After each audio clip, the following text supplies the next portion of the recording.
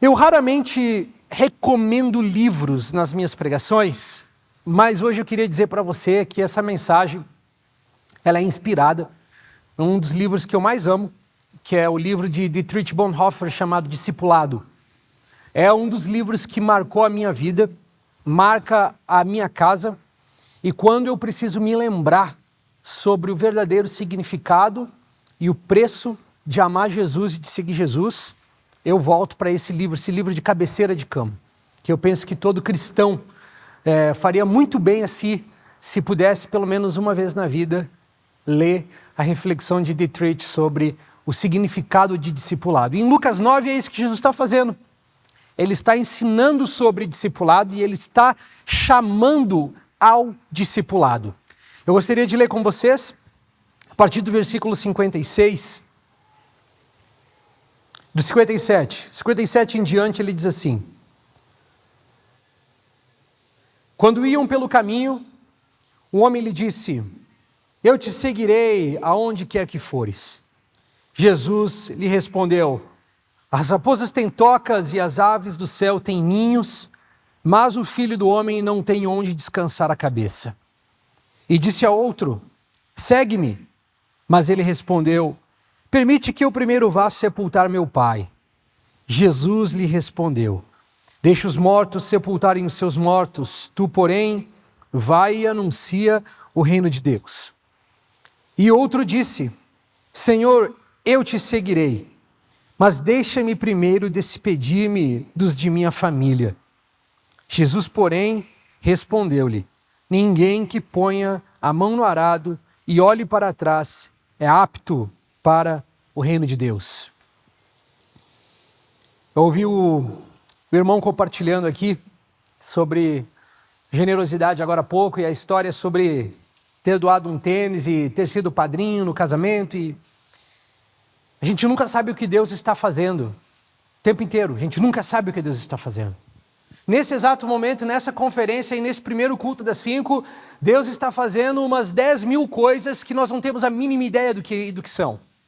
Ele não nos permite vê-las, Ele não nos permite entendê-las, mas nos resta a convicção de saber que Deus está fazendo algo durante esses dias aqui. Nós não entendemos as circunstâncias, não entendemos os problemas, não sabemos como e porquê, mas em cada evento da nossa vida, Deus está fazendo algo que nós não estamos vendo, nós não estamos entendendo, e muitas vezes chegamos ali na frente, olhamos para trás e falamos: pois olha só o que estava Deus fazendo naquele dia, naquela hora, e eu quero crer com vocês, que durante essa conferência de jovens, durante esse culto de hoje, durante todos os dias que vocês estarão aqui reunidos, você aumente a expectativa no seu coração de que Deus está fazendo algo que você não está vendo, mas que esses dias serão guardados como doces memórias.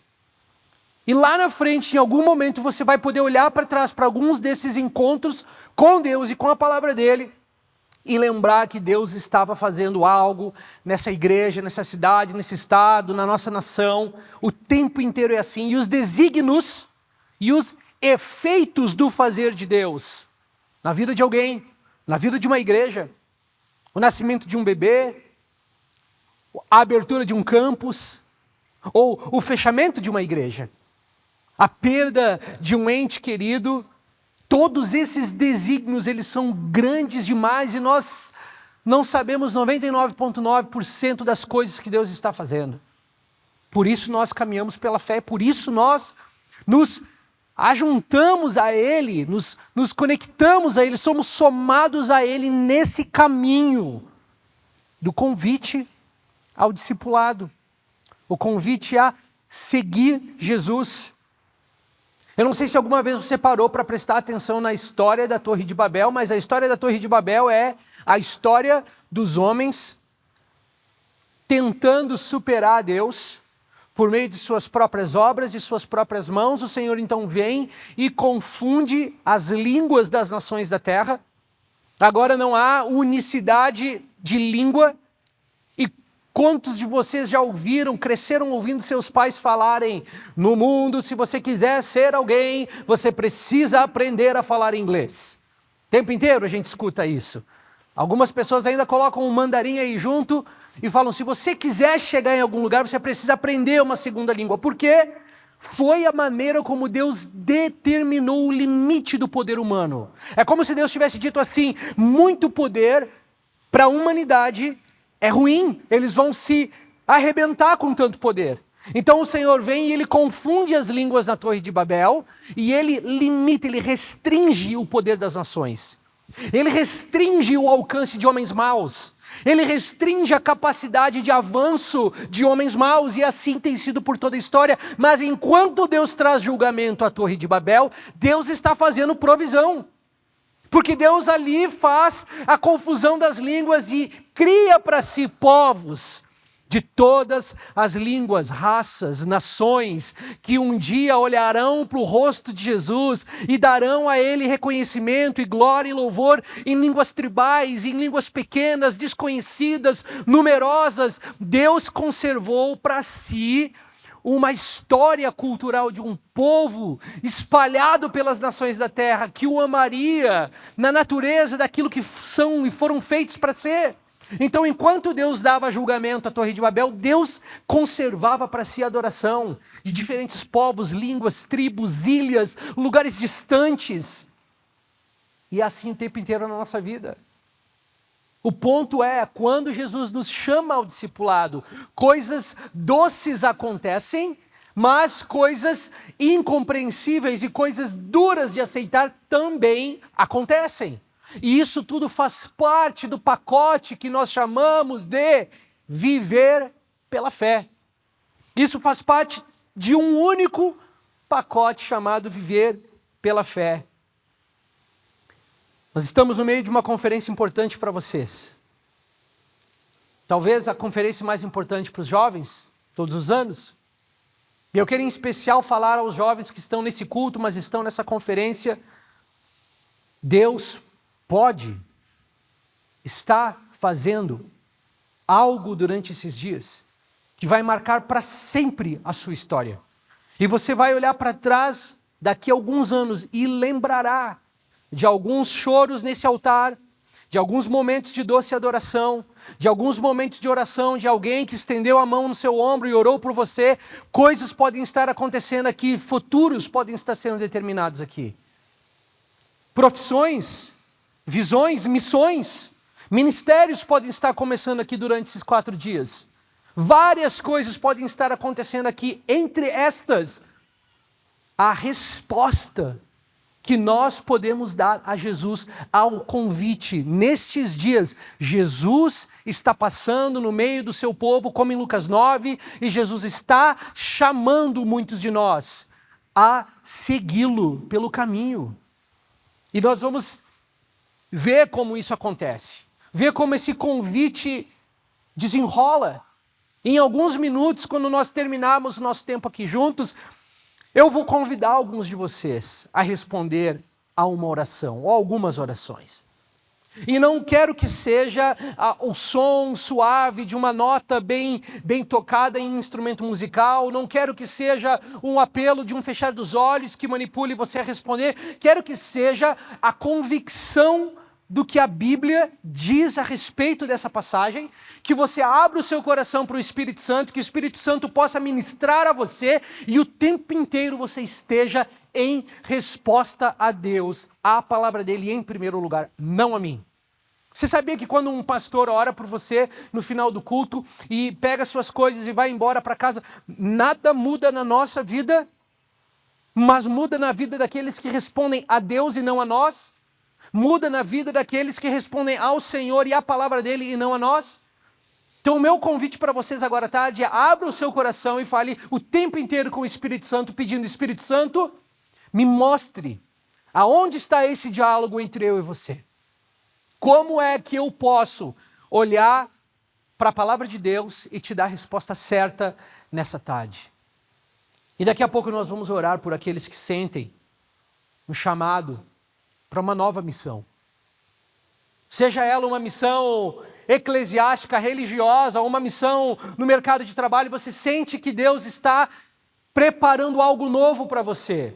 Ou talvez você está aqui, você está incerto do que Deus tem para você. Você está confuso do que é que Deus tem para você. Você diz assim, eu quero dizer sim, eu só não sei ao que é que estou dizendo sim. E talvez você está considerando hoje se realmente vale a pena dizer sim para Jesus. Talvez você está no meio de uma jornada onde você tem lidado com frustrações ou com suas próprias emoções e você está considerando, será que esse caminho realmente vale a pena? Talvez você veio a essa conferência e você tem dito no seu coração, Senhor, eu estou temeroso, eu estou apreensivo, Senhor, realmente será? Será que eu quero minha alma? Será que eu quero esse caminho, os caminhos do Senhor para a minha vida? Será que esse caminho vale a pena? Será que estou disposto a andar por esse caminho? Nós temos 3 supostos seguidores de Jesus aqui em Lucas 9. Ao homem, no versículo 57, ao homem que diz, eu te seguirei para onde quer que fores, Jesus responde, as raposas têm tocas, as aves do céu têm seus ninhos, mas o filho do homem não tem onde reclinar a cabeça. Essa é a maneira como ele interage com esse primeiro homem que responde a ele no versículo 57. Mais um pouquinho à frente, no 59, Jesus toma a iniciativa e chama um outro e diz assim, siga-me, venha após mim, torne-se um dos meus seguidores. E esse cara, ele diz assim, Senhor, permita-me primeiro sepultar o meu pai. Ao que Jesus responde no versículo 60, deixe que os mortos sepultem os seus próprios mortos, mas quanto a você, vai e proclame em todos os lugares o reino de Deus. Aí tem um terceiro candidato, que nós lemos a respeito dele no versículo 61, que fala assim, Senhor, eu te seguirei. Eu bem aqui te seguirei, mas primeiro, permita-me despedir-me dos que estão na minha casa. Dar tchau para o meu pai, para minha mãe, para o meu cachorrinho, para os meus primos, para os meus tios. E Jesus responde no 62, ninguém, depois de lançar a mão do arado e olhar para trás, é apto para o reino de Deus. Mas uma coisa está acontecendo aqui em cada um desses encontros. E para entender esses 3 encontros, nós precisamos, de maneira clara, voltar um pouco lá no versículo 51 e ver o que é que significa para Jesus o chamado de segui-lo. Lá em Lucas 9, 51, diz assim, quando se completavam os dias para que fosse elevado ao céu, ele manifestou o firme propósito de ir para Jerusalém. Em outra versão diz assim, quando os dias estavam se aproximando para a sua ascensão, ele estava determinado.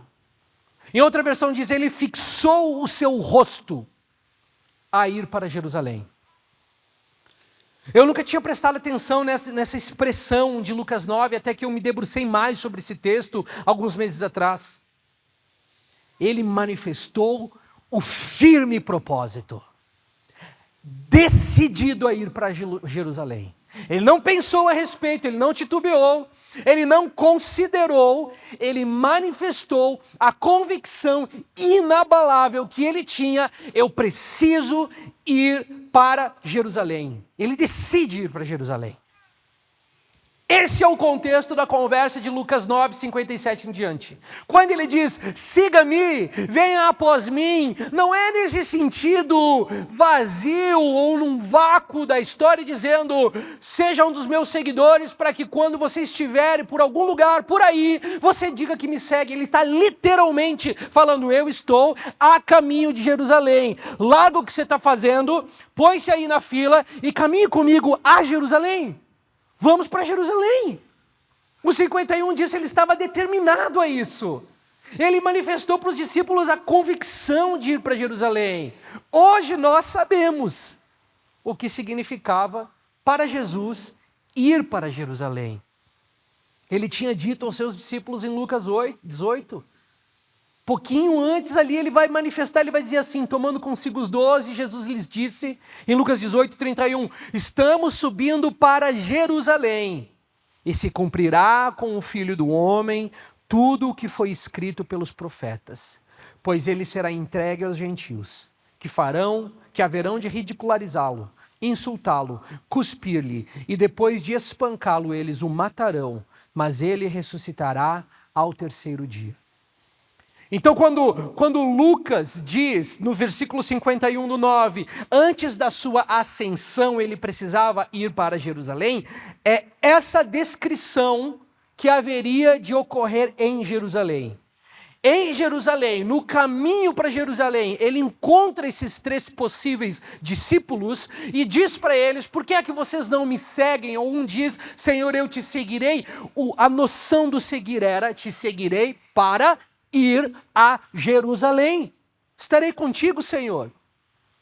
Há um sentido marcante em Lucas 9:51 que nós precisamos ouvir. Ele diz: eu estou determinado com um firme propósito, irredutível propósito de ir a Jerusalém. E quando nós entendemos o que acontece em Jerusalém e as implicações do que acontece em Jerusalém, então Lucas nos conta por que esse convite é tão relevante. No versículo 52, a Bíblia diz que Jesus envia mensageiros que iam adiante dele para preparar um povoado dos samaritanos. Como quem ia à frente dizendo: Jesus vem aí, arruma pouso para ele, arruma casa para ele. E a Bíblia nos diz que os samaritanos não o receberam, pois estava indo a Jerusalém.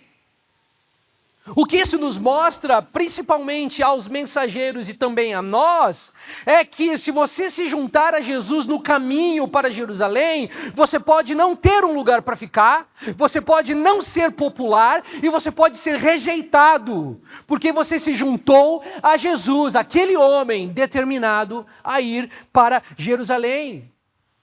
E entender o contexto da ida dele para lá, agora sim nós estamos prontos para ver mais claramente o que é que está acontecendo nesse texto. Nos versículos 56 a 62, 3 vezes lemos a palavra, ou derivados da palavra seguir, para descrever o que é ser um discípulo de Jesus. Seguir, siga-me.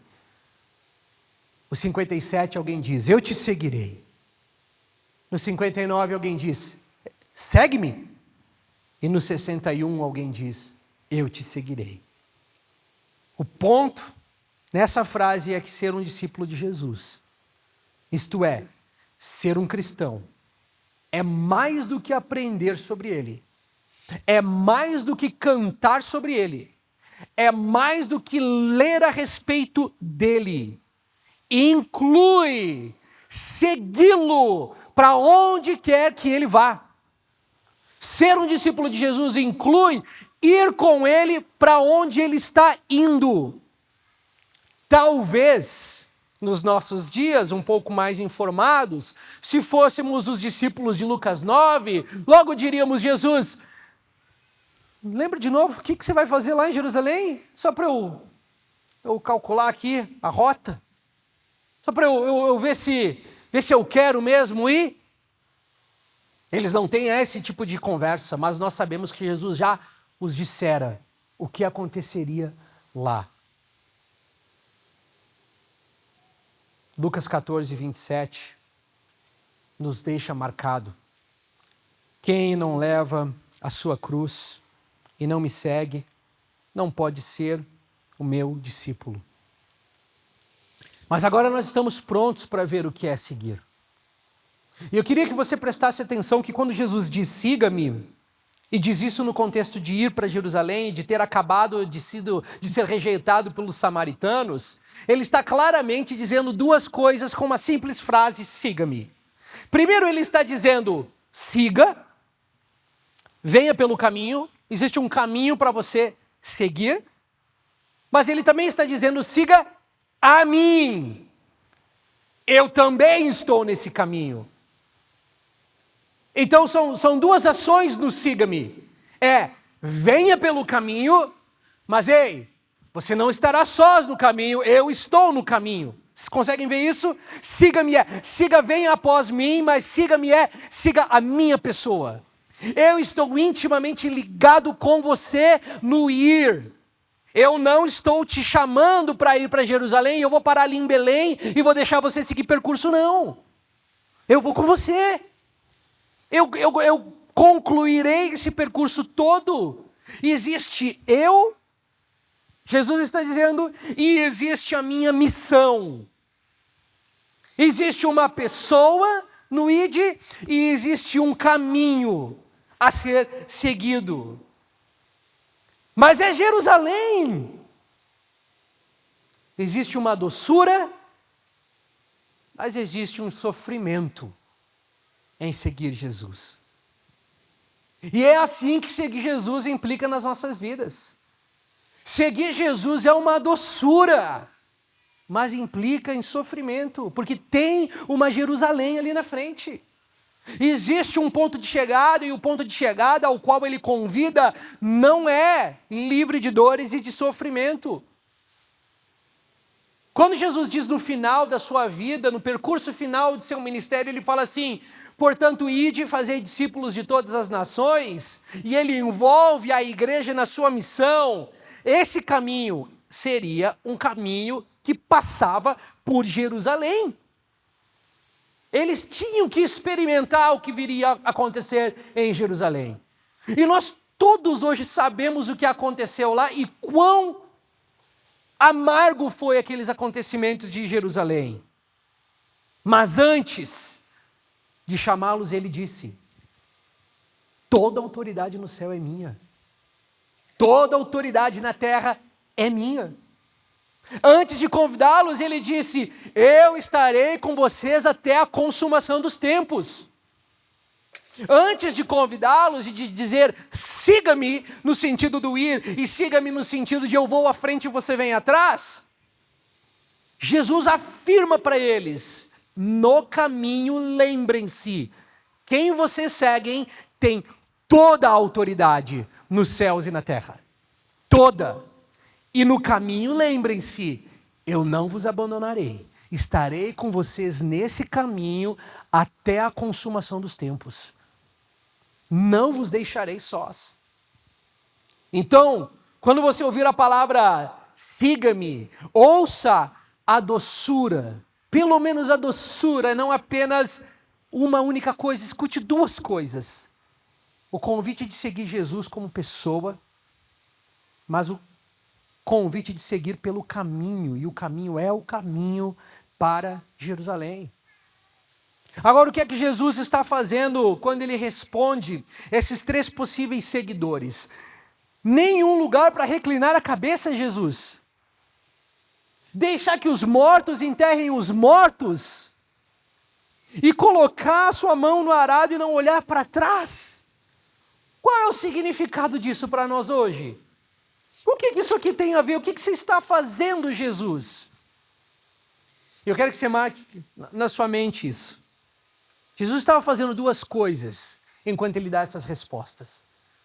Jesus está ensinando e Jesus está testando. Jesus está ensinando e Jesus está testando. Ele estava ensinando que a estrada do Calvário passa por Jerusalém. Ele estava ensinando que o caminho de se ajuntar e ser um dos passava por sofrimento. Essa estrada é difícil. Essa estrada exigirá de você sacrifícios de casa, de família, de planos pessoais. Essa estrada ela vai exigir uma decisão de cada um de vocês.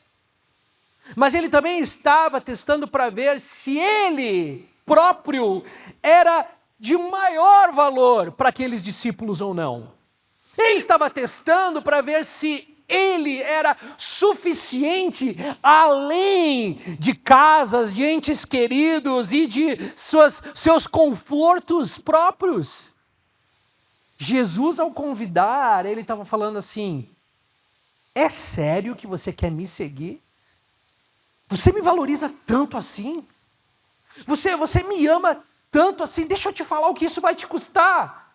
Você está pronto para não ter onde reclinar a cabeça? Você está pronto para ter que virar as costas para alguns? Você está pronto para realmente não olhar para trás? É sério que você quer me seguir? Afinal de contas, eu estou indo para Jerusalém e não vai ser bem legal lá. Coisas difíceis vão acontecer lá. Você realmente quer vir comigo? É o que Jesus está dizendo. Então ele está testando o quanto eles valorizam quando dizem: eu seguirei Jesus. É lindo falar isso, irmãos, mas existem implicações por trás dessa frase. Quando você fala assim, eu seguirei Jesus, ouça o Espírito Santo falando, é mesmo? Vai mesmo? Pelo mesmo caminho que o seu Senhor passou, indo a Jerusalém, disposto e pronto a não ter onde reclinar a cabeça, a não poder priorizar ninguém acima dele, a não olhar para trás como quem tem remorso das decisões que fez. Mas também tem outras duas coisas acontecendo aqui. E a primeira delas é que Jesus está oferecendo comunhão, amizade, parceria. Eu era um jovem apaixonado pelo Evangelho e por Jesus. E na minha adolescência alguém chegou para mim um dia e me instigou a sonhar com o ministério. E quando eu comecei a sonhar com o ministério, eu comecei a olhar para homens que eu admirava no ministério.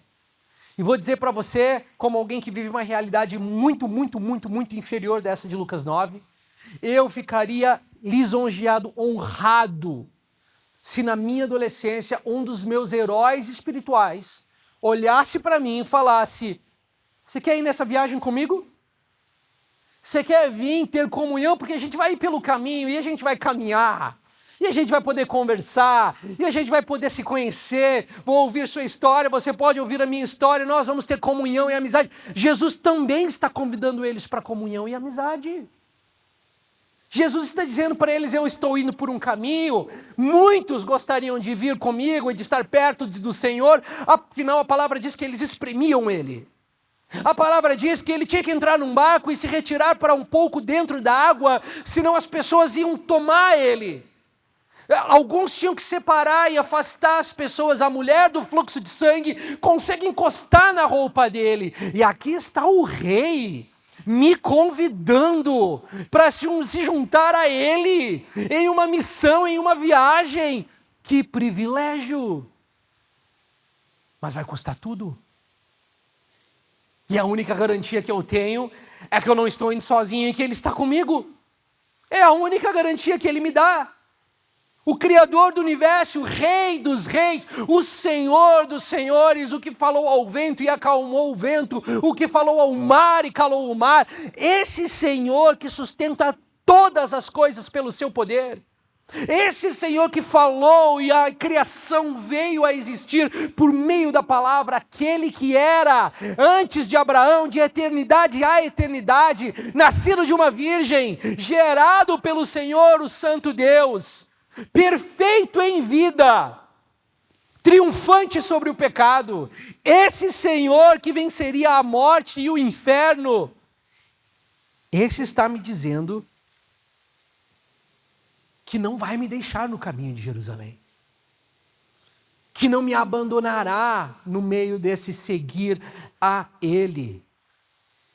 Ele está dizendo assim, eu não paro no meio do caminho e te mando seguir sozinho, na verdade eu estou indo para lá.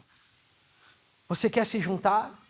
Eu estarei com você até o fim dos tempos, você não ficará sozinho. Talvez você está aqui hoje e você tem sentido o convite do Espírito Santo. Eu nunca prego sobre esse assunto. Quem caminha perto de mim sabe, eu não sou o cara que prega sobre missões o tempo inteiro. Mas desde ontem a hoje eu tenho borbulhado no meu coração. Será, Senhor, que nesses dias de conferência de jovens, o Senhor não está separando alguns para missões interculturais no nosso meio? Será que o Senhor já não tem sussurrado alguns corações e tem chamados para cumprir o ID de uma maneira diferente? Ou será que tem alguns no nosso meio, adultos ou jovens, já senhores e senhoras, seja o que for, que estão em uma área da vida e tem sentido o Senhor chamando para sair dessa e seguir por um novo caminho, e você está atemorizado, preocupado? O que é que esse novo trará? E eu quero te dizer, eu não sei o que tem em Jerusalém para você, mas eu sei que Ele vai estar com você no caminho. Eu sei que Ele não te abandonará nessa jornada. E eu sei que no meio das dores e do sofrimento que vem, o Senhor dos Senhores é quem nos garante que nós não estaremos sós. E quem sabe, nesses dias alguns têm andado vacilantes sobre seguir Jesus.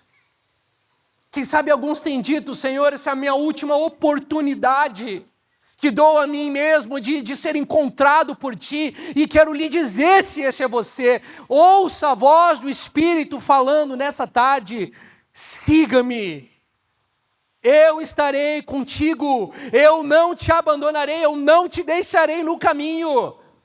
O Senhor dos Senhores estará com você nessa jornada. Eu não quero tornar essas palavras duras de Jesus piores do que elas já são.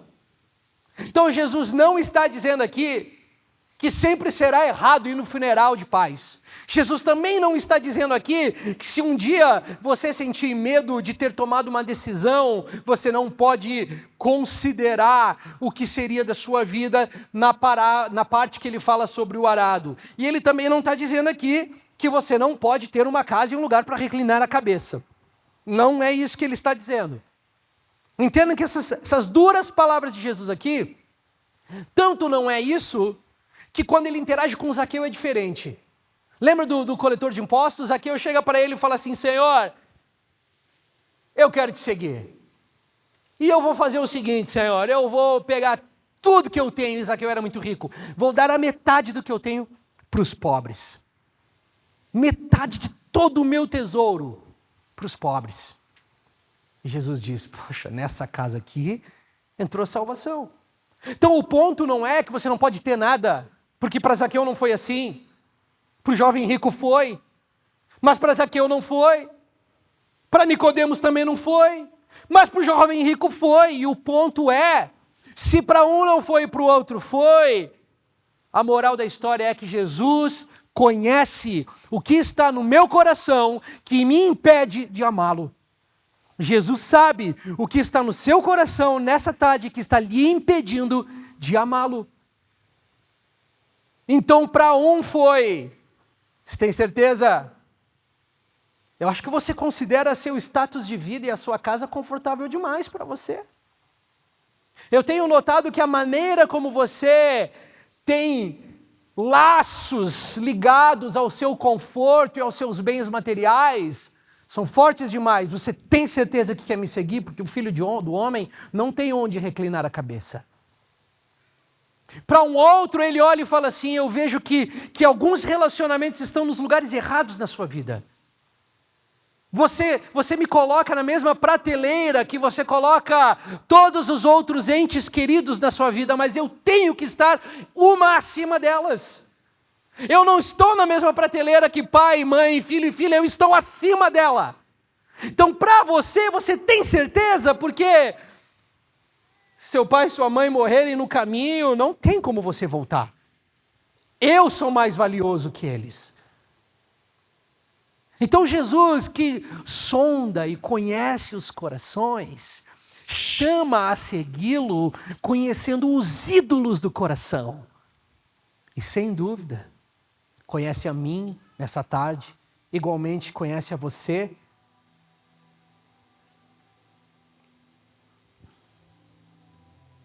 Queria esse tempo encerrar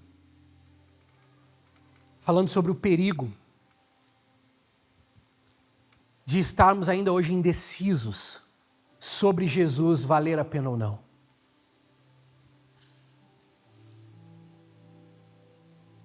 No versículo 62 ele vai concluir esse capítulo 9, ele vai dizer assim: ninguém que põe a mão no arado e olhe para trás é apto para o reino de Deus. Não sei se alguma vez você já viu uma terra sendo arada. Eu tive a chance de crescer com um tio. Todos os finais de semana eu ia para a chácara e ajudava ele a cuidar da terra.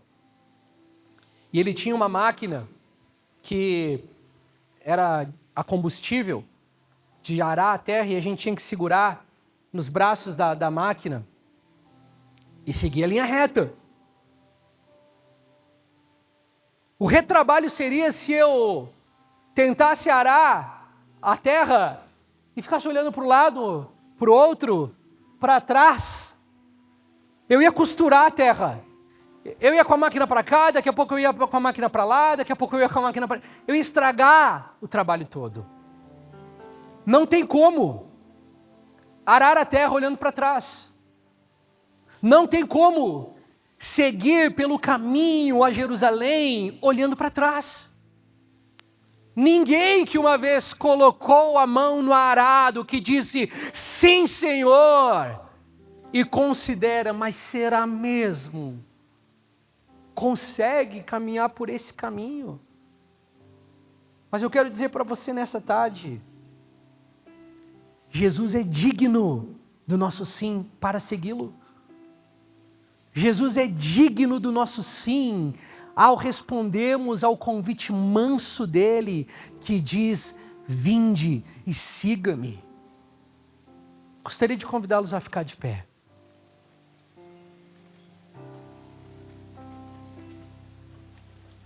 Como eu mencionei brevemente,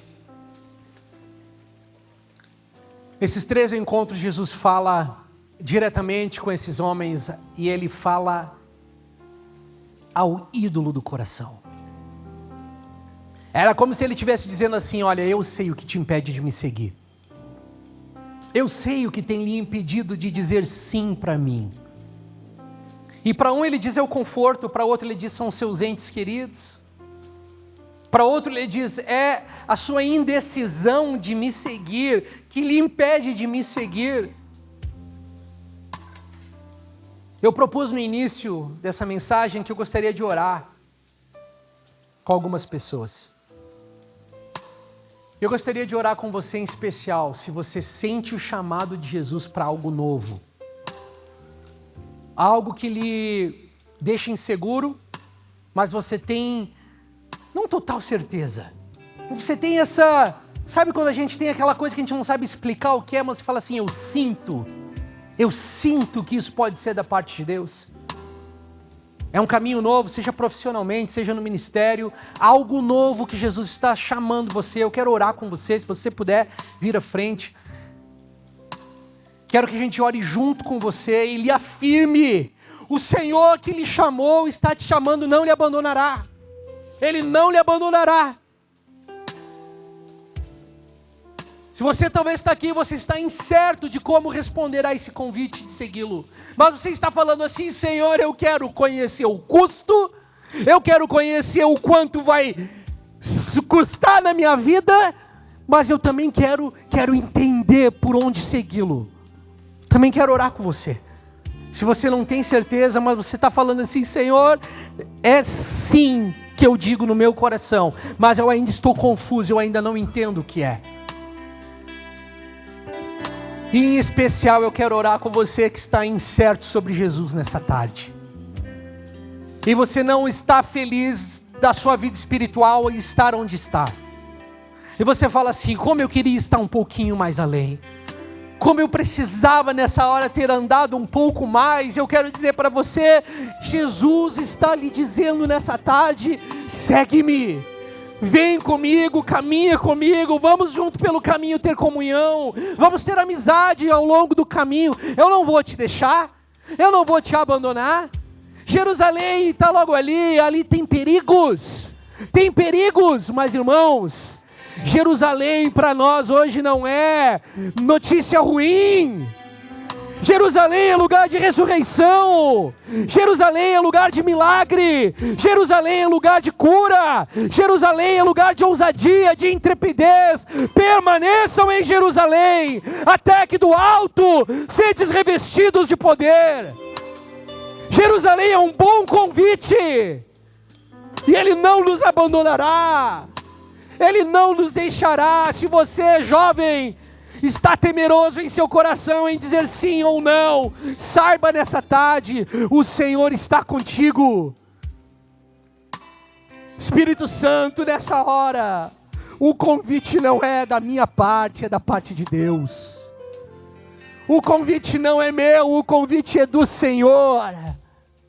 Eu não tenho como garantir o caminho de ninguém, nem o meu próprio, nem da minha família e da minha filha, mas o Senhor pode garantir que cada sim nessa tarde seja encontrado pelo Senhor dos Senhores, o Rei eterno, aquele que é antes do princípio, aquele que não perde o controle das nossas vidas nessa hora, aqueles que estão sentindo um chamado diferente da parte de Deus, algo novo soprando nas suas vidas. Eu te peço, espírito de sabedoria e de revelação, no pleno conhecimento de Deus nessa hora, trazendo clareza para a mente, trazendo clareza no espírito. O Senhor não é um Deus de confusão, o Senhor não é um Deus de confusão nessa hora. Eu oro por discernimento espiritual, compartilhado nessa comunidade, entre os líderes, entre os pastores, nos momentos dos aconselhamentos, aonde esses que estão aqui buscarão sabedoria e respostas. Eu te peço, guia, Senhor, espírito de sabedoria e revelação, complementa esse convite, complementa com coragem, com ousadia, com um sim sincero. Essa tarde revela a nós o teu desejo e a tua vontade. Senhor, aqueles que precisam decidir de uma vez por todas em te seguir nessa hora, eu oro, ajuda-nos, Deus, a resistir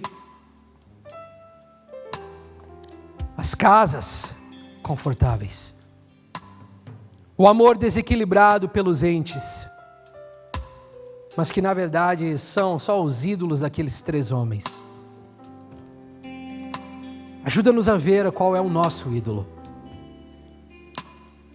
Se estivéssemos vivendo hoje Lucas 9 e o Senhor olhasse para mim, para você, o que é que Ele iria sugerir a abandonar? O que é que Ele iria sugerir a deixar para trás? Eu não sei, mas você sabe que agora mesmo no seu coração o Senhor tem deixado isso claro. Esse é o trabalho do Espírito Santo, de trazer clareza. Isso que passa pela sua mente agora é o que o Espírito Santo está deixando claro para você. E isso nunca vai contra a palavra de Deus, nunca vai contra a Bíblia. Então a Bíblia é a melhor maneira de você verificar o que você sente, mas o que é que Jesus diria agora para você? Senhor, o nosso desejo é te seguir.